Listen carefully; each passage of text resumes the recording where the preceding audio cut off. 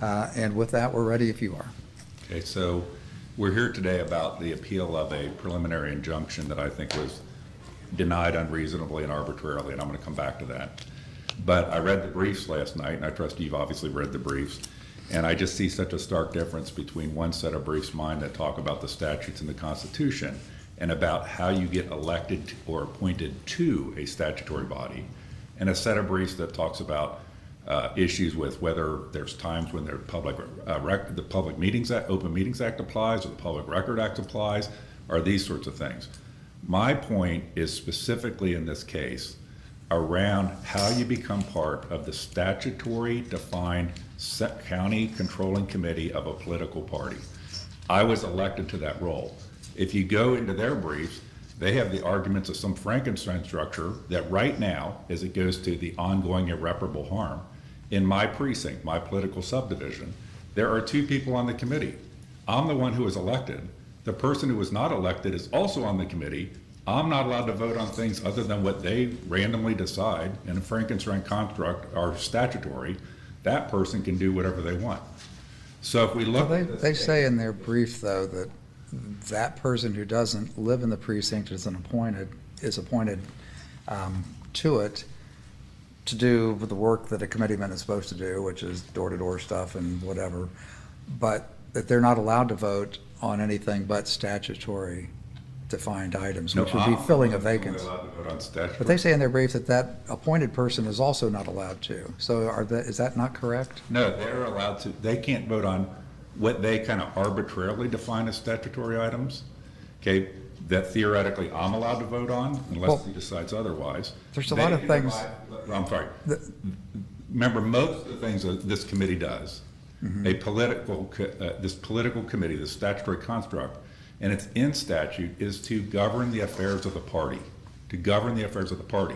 because it is supposed to be a representative group under Ohio law that is elected by voters, that goes through, that has all sorts of special rights and privileges. It also has some things in statute that it gets to do when the issues come up. Little things like pick what form of petition is used in an election with the Secretary of State. Little things like determine whether the term is 2 or 4 years. Those things are not the primary function. Those are where, like say a county commissioner or something like that, those are things where they get special privileges or rights because they're supposed to be authoritative, because they are legitimate, because the body is elected or appointed subject to constitutional and statutory language that is how you get onto the committee.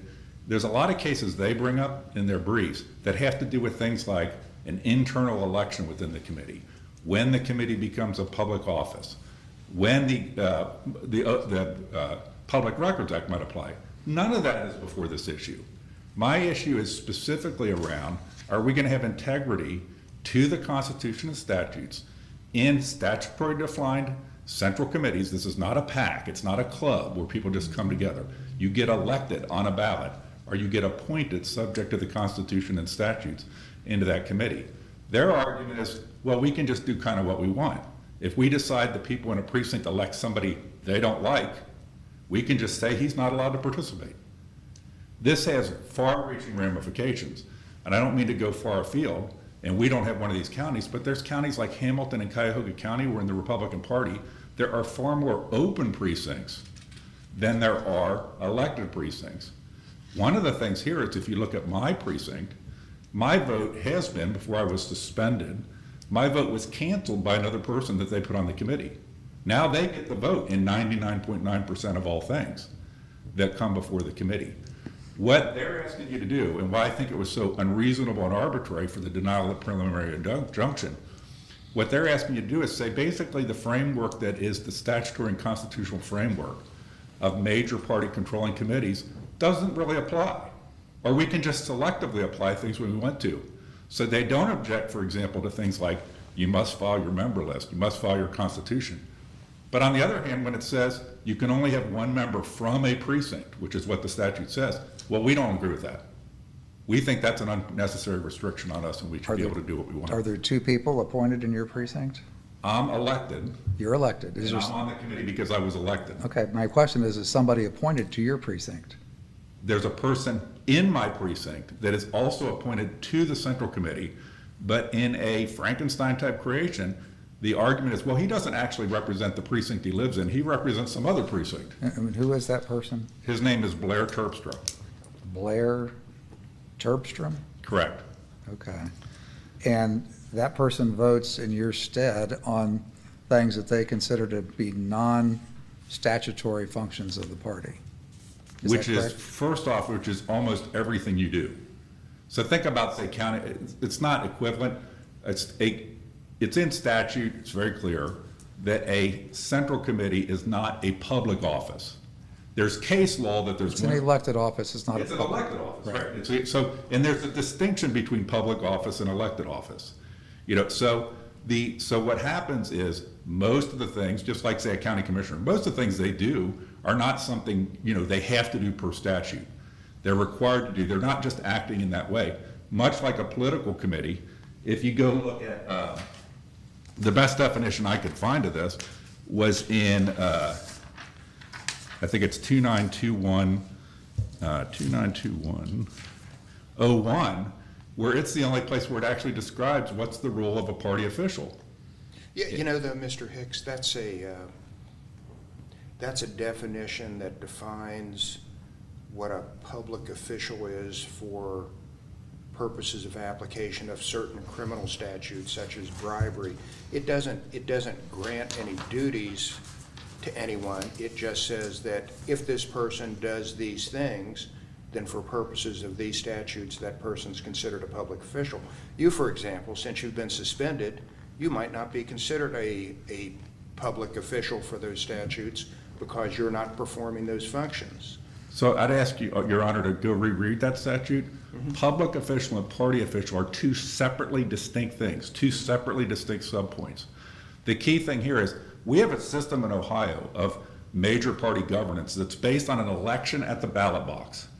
What these guys are saying, because they don't like me in Clermont County, but I'm very well known in Clermont County for my political views. I would tell people I'm sort of like the Marjorie Taylor Greene of Clermont County.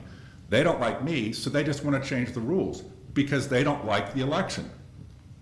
So what they're asking you to do is say, well, the voters in my precinct, they voted me over the guy who's also on the committee, but their voice doesn't matter. So they're a third party that's harmed. Well, the point I'm trying to make is that the statute you cite doesn't give you any authority. It's not a statute that says this person has this authority. It's a statute that is the only statute, if you go look at the Title 35 versus that, it's the only place that I can find in the Ohio Revised Code where it actually gives a definition of what the function is of an elected or appointed party official. Yeah, did you read the part that said, for purposes of Revised Code sections 2921 something to something, these definitions apply? It's restricted to Chapter 2921. It doesn't have any application beyond Chapter 2921. Okay, then I would direct you also to look at the Title 35 statutes, where they have unambiguous language on things like only one member from a precinct, where they talk about qualifications of office. I'd ask you to look at the Constitution, where it talks about appointed or elected having to possess the qualifications of an elector. These things are known in Ohio. The oddity of this case, and there's been some, this isn't a thing about open records or when we became a public body. This is about who is the body? Who is the body? And if what they're wanting to do stands, it basically creates a situation where the elections don't matter anymore. Because at any point in time, you get a small group, you know how politics change over time, you get a small group, they represent some different viewpoints, they start trying to transform the central committee or the way the party operates. Well, the majority just vote that they're not allowed to participate anymore. If that happens, what's going to be the ramification? No, they still participate pursuant to their statutory duties. So I don't think you're going to find in the statutes the term statutory duties. What you're going to find is that No, because but you'll find in the statute's duties but that are what, statutory duties. I apologize, but what you're going to find is that the statutes, because this is supposed to be a legitimate body that is representative of people that have qualifications of elector for what they represent, that's at the ballot box, The taxpayers pay for the elections. Right, and you Because- vote on, you vote on those things. You vote on endorsements, and No, endorsements is not a statutory function. as a central committee person, you vote on endorsements. No, I don't. I'm suspended. So what I'm trying to point out to you, there's mechanical things that are statutory, like what term of office? Two What or petition? 4 years. What? 2 or 4 years. 2 or 4 years? There's like a Then dozen you all- of them. If you look at the briefings, I- You're a I 4 keep- year, you're a 4-year We're 4 period. years, Okay. So that's kind of what statutory functions. You also adopt at the organizational meeting the bylaws, the constitution, the rules that you're going to We function. actually don't, but yes, you're supposed to. You set the structure of the executive committee, which is another statutorily required body.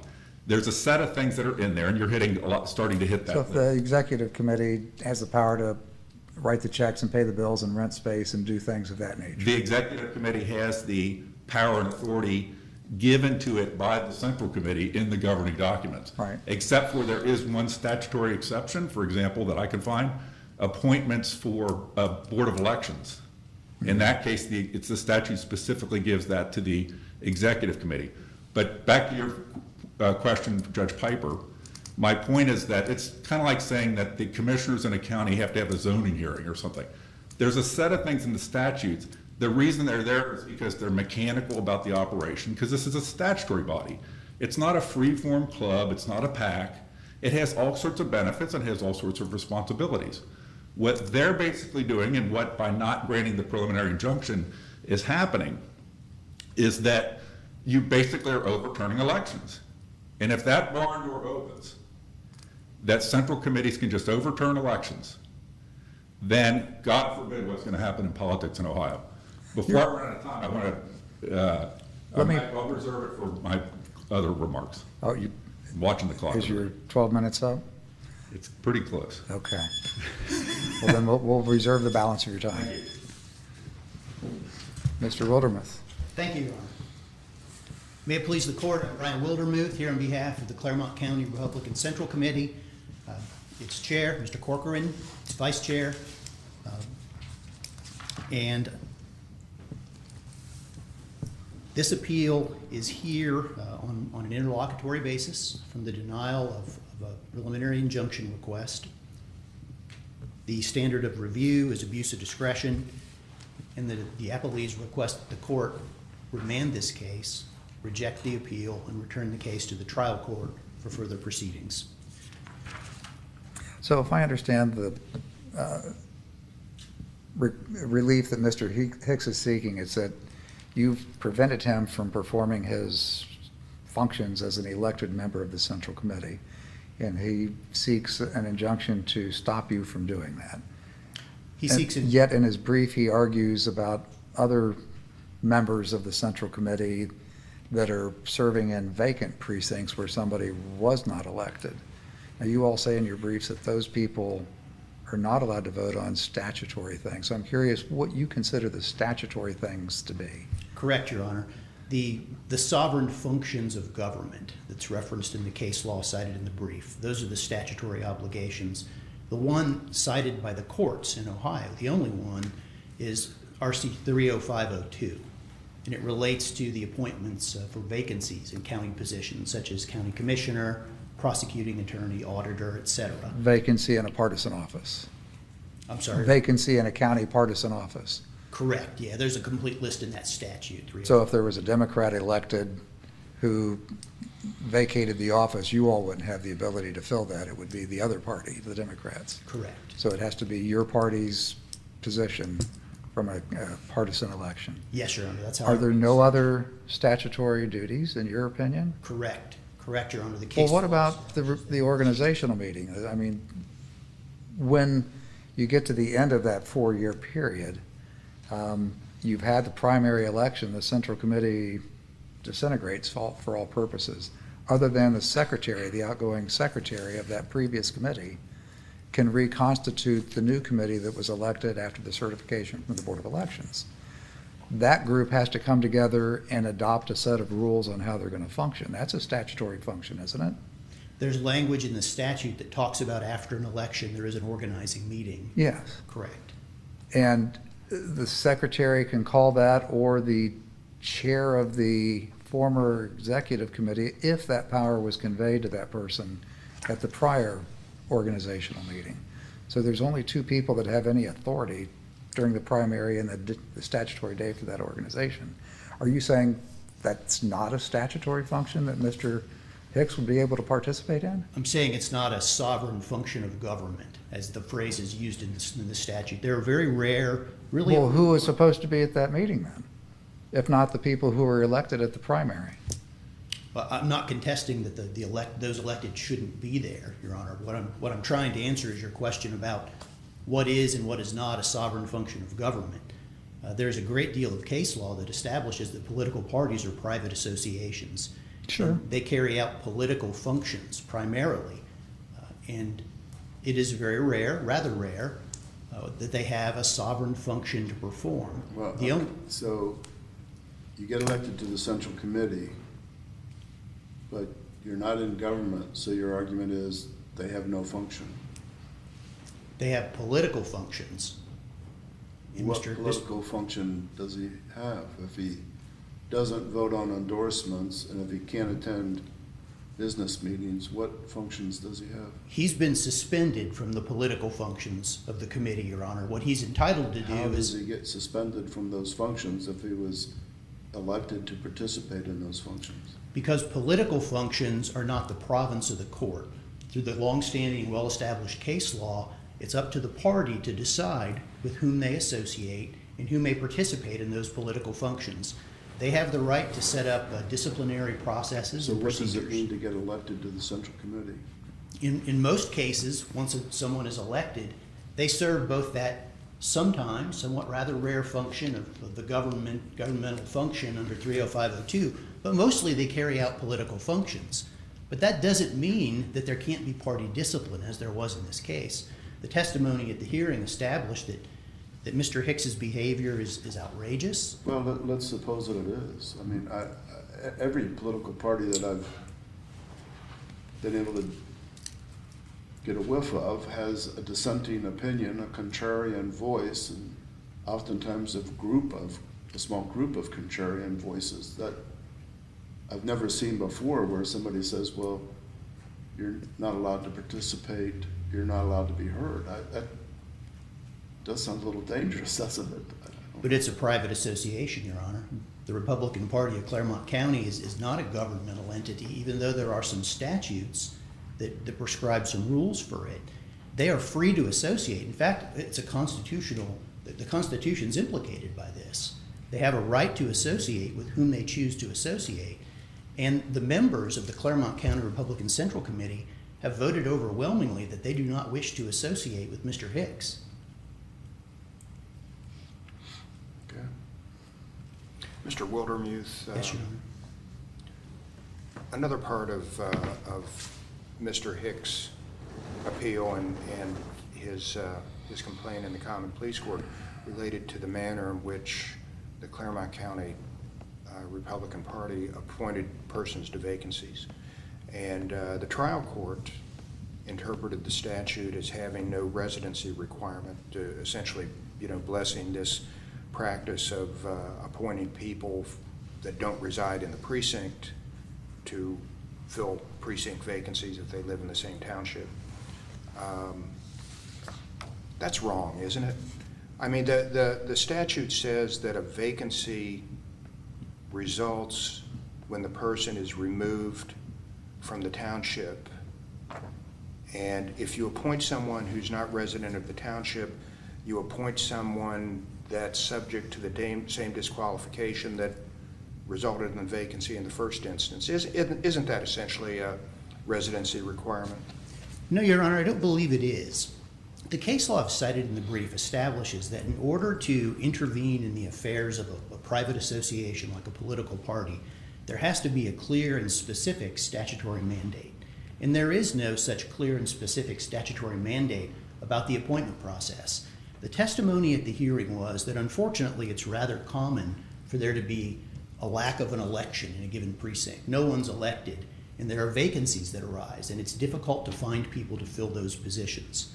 So the Republican Party of Clermont County has developed, and it's laid out in its constitution, a process for filling vacancies, for appointing people. They have decided in their judgment that when they can't find someone who resides in a precinct to fulfill the role, that's their preference, someone who lives there. When they can't find that person, they appoint someone who lives outside the precinct to carry out the political functions. Now, that person is not allowed to participate in the rather rare times that an appointment process is necessary under RC 30502. So I don't agree with your question about the word "from" that Mr. Hicks is relying upon. I don't find that to be clear and specific. So you wouldn't let a non-resident committeeman vote to fill a vacancy in a partisan office? Correct.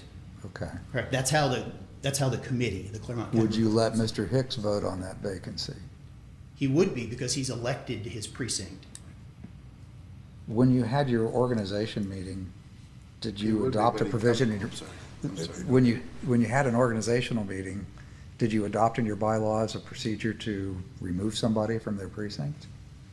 Is that in your constitution and bylaws? There's nothing in the Constitution or bylaws about the discipline or suspension of a member. So where do you find the authority to remove him? It's a freestanding private association.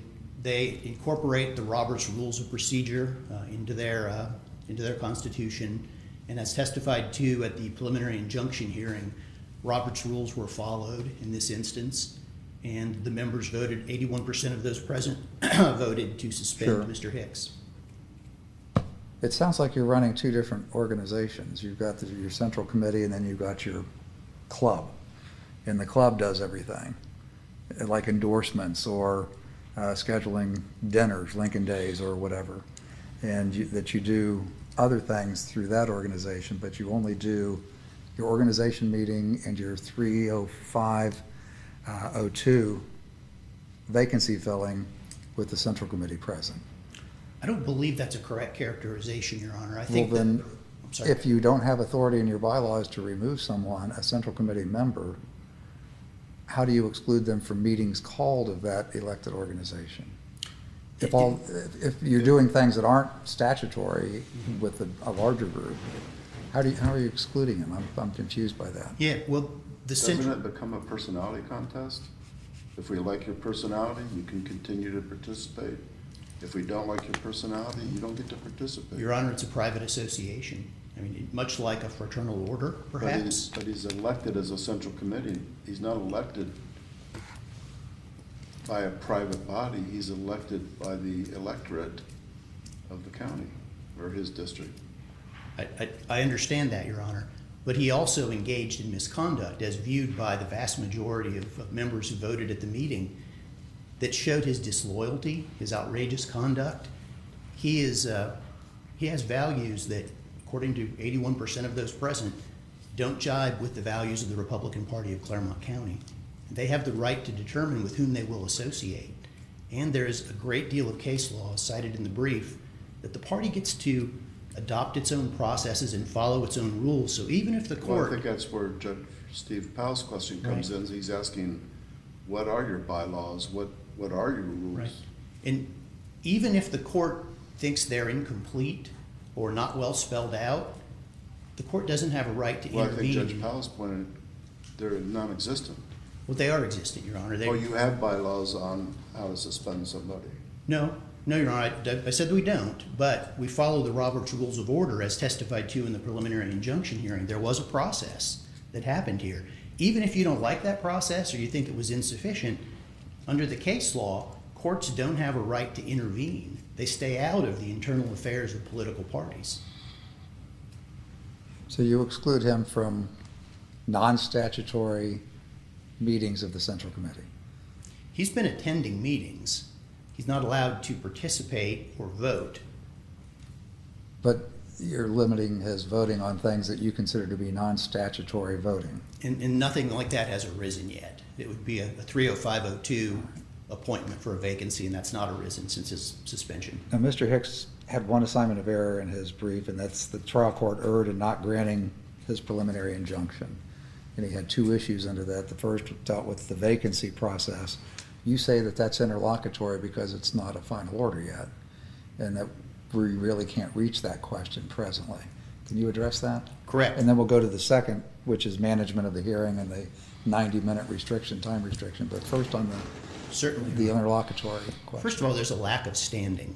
Mr. Hicks was not appointed, he was elected, so he's trying to contest an appointment process that does not directly affect him or his precinct. Well, if it dilutes his vote in his mind, doesn't it? Well, there is no dilution of his vote. He's allowed to vote in the rare circumstance of a 30502 issue that arises, a need that arises, and those who are appointed to precincts in which they don't live are not permitted. Wouldn't he be allowed to vote in the organizational meeting and the adoption of the bylaws and constitution? The one that happened in 2023, I don't know. That's not in the record whether he participated in that meeting or not. It was before his suspension, so I would assume he did, but I'm making an Wouldn't it assumption. have been in 22 or 20, not So 23? He was elected in 22. Right. So the next organizational meeting won't be until, some distance in the future after. No, it would happen within so many days after that primary election where his election is certified by the Board of Elections. Has to happen by like the first week of June. When's our primary? It's May, the first Tuesday at the first Monday in May, typically, unless it's presidential year. I don't think we do this in presidential, but maybe your county does. But in any event, it has to be at a certain date, so many days after that primary election of the Central Committee. Not in the next year, not months later, but a limited period of time. You have to have that meeting. And there's nothing in the record about whether he participated in that organizational meeting. But are you restricting him from coming to that meeting? The one that already happened, Your Honor? Did you restrict him from going to that meeting, the one that already happened? That would have been before his suspension. Okay, so you suspended him after that. So he's Yeah. elected, then he becomes disagreeable with your meetings, then you exclude him from everything else but 30502. His suspension was in September 2023. He was September elected in 23. 2022. Okay. So there's a lack of standing. Secondly, Because he's not the other committee people, only that other person could question, say, you put a non-resident and somebody who is a resident comes forward and said, what about me? Would that person have standing to challenge the non-resident appointment? someone who might have a direct injury from the appointment process, which he lacks. That's why he does not have standing. I'm out of time, but I'll continue if. Well, I did have a question on the management of the hearing question, because he says that he was limited artificially to 90 minutes and that he wasn't able to even call himself as a witness. That's just not so. The trial court was very clear. We got together, I believe it was January 18th, when the trial judge first said each side would be limited to 90 minutes. He repeated that when we gathered on January 31st for the hearing. He gave Mr. Hicks great leeway in presenting the evidence he wished to present and in making argument on the record. Mr. Hicks, at one point, I believe the way it worked out, and you can check the transcript, Mr. Corcoran was testifying. He was called on cross-examination by Mr. Hicks. When Mr. Hicks concluded his questioning, Mr. Hicks made a statement to the effect of, I'd like to testify myself. And the trial court said, well, first, the other lawyer gets to question Mr. Corcoran. And then I asked the judge, can I call him my case in chief? And he said, no, do it now. And that's a paraphrase, but that's what happened. Mr. Hicks never came back and said anything else. And he certainly was not denied the opportunity to call himself to testify. Who did, the time you took to cross-examine, whose time did that count against? Mr. Hicks's questioning of Mr. Corcoran? No, your cross-examination of Mr. Corcoran in Mr. Hicks's case. Yeah, my direct examination of Mr. Corcoran counted against my time. Okay, was Mr. Corcoran a witness in Mr. Hicks's case or in your case? He was called by Mr. Hicks during Okay. his case. I asked the judge whether we could allow Mr. Hicks to finish his case in chief and then I could recall Mr. Corcoran later. And the judge at his discretion said no, question him now. Okay, did the judge count your cross-examination of Mr. Corcoran against Mr. Hicks or against you? No, he did not, because he made Okay. statements during the course of the hearing that he was keeping track of my time too. Okay. Yeah. And so the only issue with respect to the handling of the hearing is whether the judge had the discretion to limit a side to 90 minutes, and he absolutely did. Mr. Hicks never said, Judge, may I have more time? I'd like to call myself. He was never denied that opportunity. He made a choice. Did Mr. Hicks proffer what his testimony would have been? No. I'm All right. well past my time unless there are more questions. Further questions? No. All right. Thank you, Thank Mr. Wildermuth. Mr. Hicks, you have 3 minutes remaining. So I want to hit a couple of key points. First, at the organizational meeting, we never adopted any bylaws at all. The tradition in Clermont County is to not do an adoption, which is wrong. And so when we know that, you guys appear to know that they dissolve and you have to readopt the bylaws. I noticed when you asked him about the statutory functions, he kept repeating back sovereign function. He didn't cite one thing in Title 35 as being a statutory function. Recently, I tried to make, and then a member tried to make a motion to change the petition form, and it was disallowed at the meeting.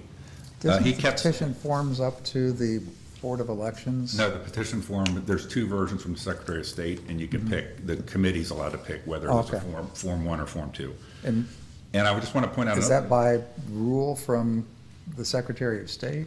Yes, there's 2. If you go online, there's 2 different forms. One requires no signatures to run for central committee, and one requires 5 signatures. And the central committees, the outgoing central committee is allowed to pick the form for the next time the election happens. Okay. Okay? I do want to hit too that he kept saying private association, private association, private association. A central committee is a statutory body that is elected due to the graciousness of the taxpayers to pay for those elections. It's not a private organization. It has all sorts of statutory requirements. File your governing documents, file your member list, do this, do this. It's file things with the Board of Election. To say it's a private organization is saying it's like a club, and I think you characterized it right. It's like we want to have we want to just apply the law selectively. We're a club or we're not a club in there. This appointment thing about appointing people out of precinct, we try so hard. What they use open precincts for is to stack the committee with people that are loyal to certain people by pointing them to out of precinct situations, so in the political functions they can control them. As far as standing, I live in a situation that before I was suspended, effectively my vote was canceled because the person in my precinct that I beat in the election was still on the committee. After my suspension, my vote is worse, because I get no vote at all. So he effectively solely gets the vote on any political function. After the hearing, I filed a motion for reconsideration of the result and all that sort of stuff. So I made objections timely. I did not proffer what I would have said, but I made objections immediately. And the one thing that I wanted to spend time on is that there's a situation right now that's a great example of the ongoing irreparable harm.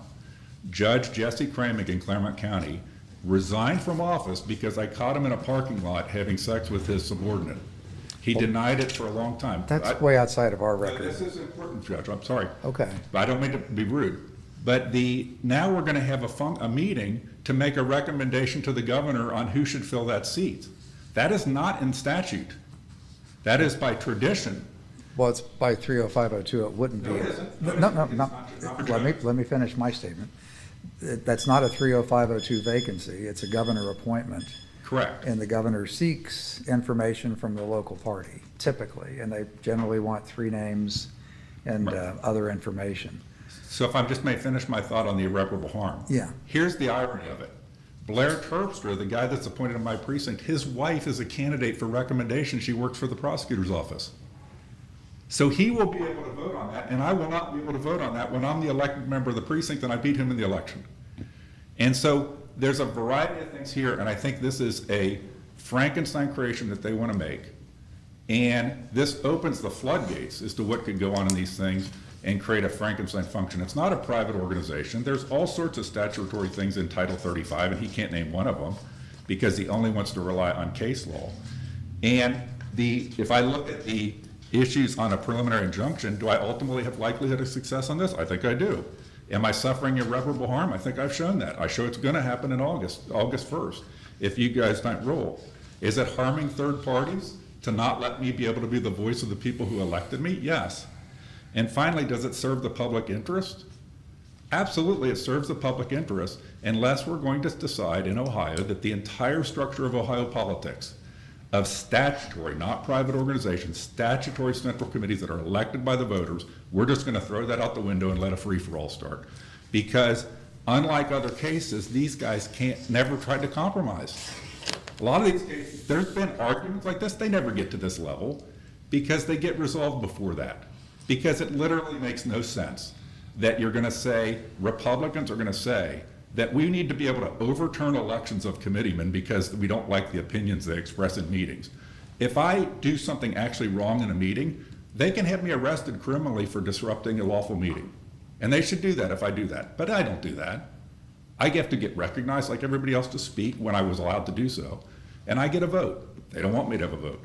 They want me not to have a vote, and they want to use this process of appointments that's not constitutional or statutory to be able to stack the committee so that political insiders can control votes on endorsements and other political functions. Thank you, and I'm sorry for going over my time. No, that's fine. We appreciate the information.